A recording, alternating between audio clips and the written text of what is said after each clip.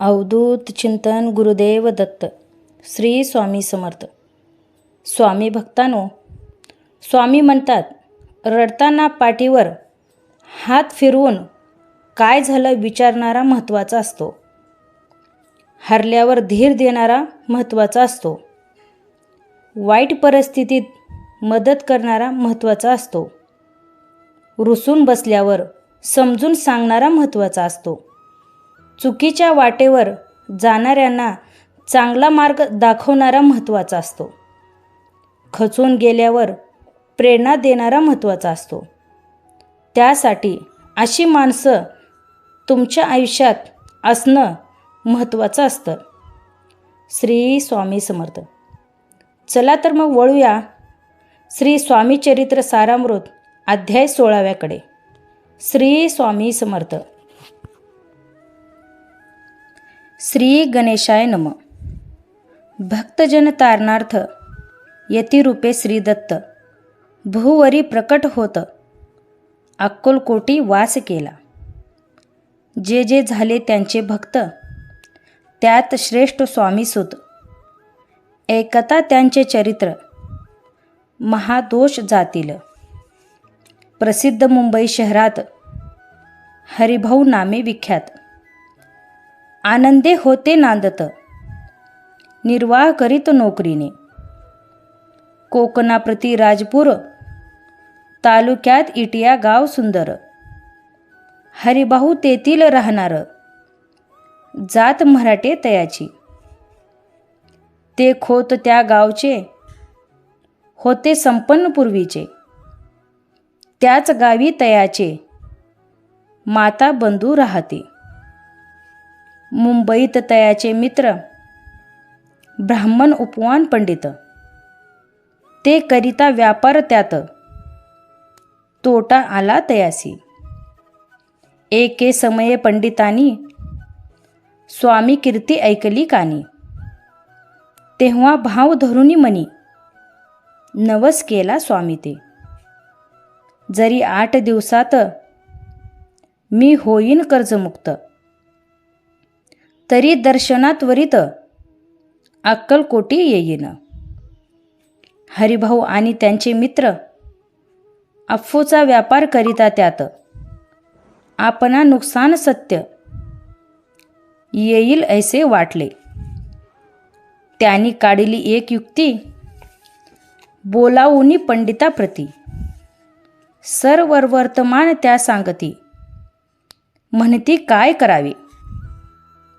हे नुकसान भरावयासी द्रव्य नाही आम्हापाशी.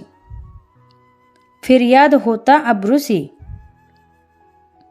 बटा लागेल आमुच्या. तेव्हा पंडित बोलले मलाही कर्ज काही झाले. निघेल माझे दिवाळी यात संशय असेना. तुम्ही व्हावया कर्जमुक्त यासी करावी युक्ती एक. तुमचा होऊनी मी मालक लिहून देतो पेढीवरी. अफूचा भाव वाढला व्यापारात नफा झाला. हे सांगा वया पंडिताला मारवाडी आला आनंदे. अक्कलकोटी स्वामी समर्थ सांप्रत काळी वास करीत. त्याचीच कृपा ही सत्य कर्जमुक्त झालो आम्ही. गजानन हरिभाऊ पंडित त्रिविग अक्कलकोटी जात. समर्थांचे दर्शन घेत पूजा करीत भक्तीने. तेव्हा समर्थे तयासी शिवराम मारुती ऐसी. नामे दिदली त्रिवर्णासी आणिक मंत्र दिदले. पंडिता राम म्हटले गजानना शिवनाम दिदले. मारुती हरिभाऊ म्हटले तिघे केले एक रूप. एक समर्थे त्यावेळी तिरवगा जवळ बोलाविली.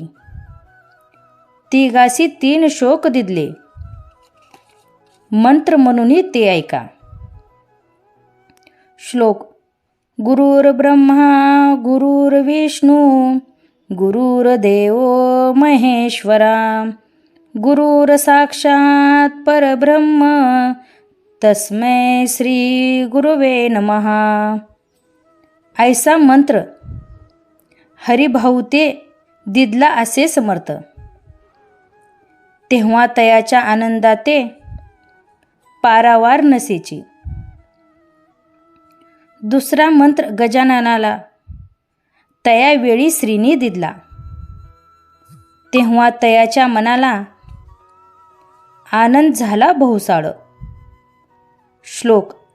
आकाशात पतिततोय यथा गच्छति सागरम सर्वदेव नमस्कार केशव प्रति गच्छति. संतोषले त्याचे मन. मग पंडिताजवळ घेऊन एक मंत्र उपदेशून केले पावन तयाते.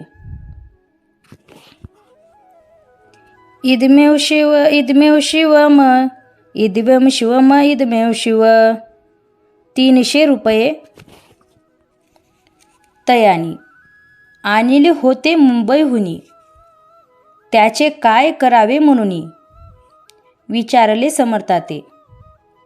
ऐसा प्रश्न ऐकूनी समर्थ बोलले त्या लागुनी. त्याच्या पादुका बनवून येथे आणाव्या सत्वर.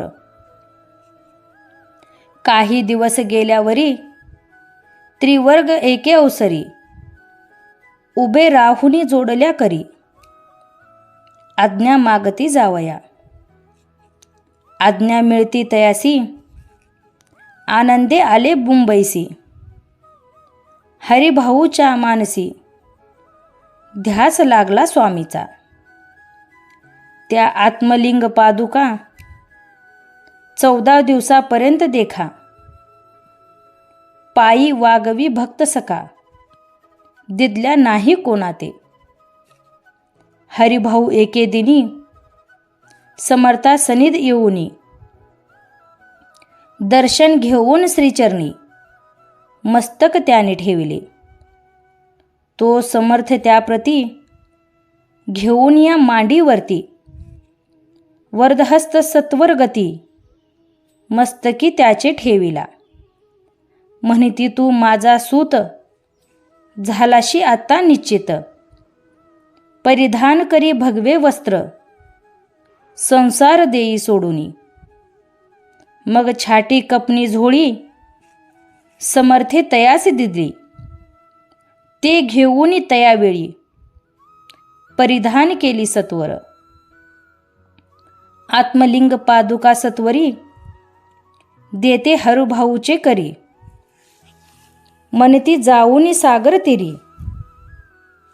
किल्ला बांधूनी राहावे. जाऊनी आता सत्वर लुटवी आपला संसार. लोभ मोह अनुमात्र चित्ती तुवा न धरावा. आज्ञा ऐकूनी ऐशी आनंद झाला मानसी. सत्वर आले मुंबईसी साधू वेश घेऊनी. असो हरिभाऊने काय केले ब्राह्मणासी बोलाविले. संकल्प करूनी ठेविले तुळशीपत्र घरावरी.